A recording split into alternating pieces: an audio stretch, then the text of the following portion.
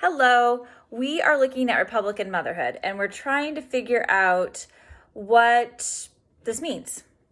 And so, first, as I said in the text above the images, this is something that historians coined. People at the time weren't walking around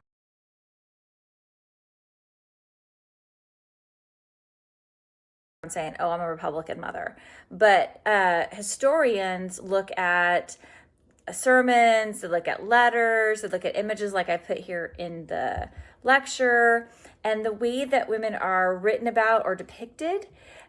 Historians coined that phrase, Republican mother. And as you saw above, women aren't going to get access to, the vote, at least there's a few decades they're going to have it in New Jersey, but otherwise they don't get access to the vote.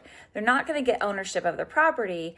But this concept of Republican motherhood is going to have some important consequences. So first, I've given you 3 images here. And the thing that you want to think about, again, is how are women represented in these images? So you might notice right away, there aren't men in these images. And the first image, she's surrounded by her children. She's kind of enveloping them. They're well behaved. They're close to her. It's indicated here that these are her sons. In the second image, this one is kind of more symbolic. The woman is holding a cup and feeding it to an eagle, sort of representing the idea that a liberty provides sustenance. Women as liberty provides sustenance to the new nation. And then in the last image you have there, that is an early abolitionist piece. It's incredibly patronizing, but it does highlight one of the key consequences of Republican motherhood, because you might notice she's surrounded by, there's a globe, she's got some books, she's actually kind of handing out a book.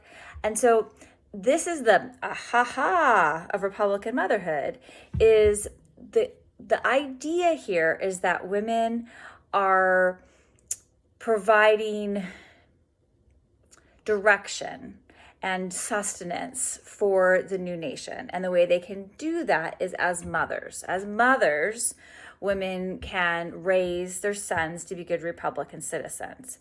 And so you kind of see each of those ideas in those 3 images. The first image, you have her surrounded by sons. The second image, liberty is, dispensing, sustenance, but maybe knowledge and, the form of nourishment to the new nation, represented as an eagle. And then they're finally, the only way she can do this, the only way that a woman could succeed in raising her sons to be good citizens in the new republic is if she herself has an education. And so, initially when you hear about Republican motherhood, you probably think, well, big deal, right? We've seen women as mothers before, but the big deal is it's being acknowledged, it's being recognized, it's being praised in images and songs and sermons and letters. And then the really big deal is it's going to be the justification to give women an education.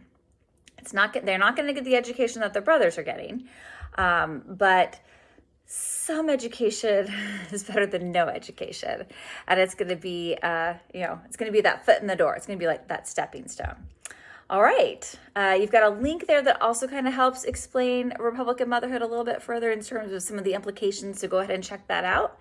And then if you have any questions, be sure and email those to me or put them in our class discussion board that stays up all semester.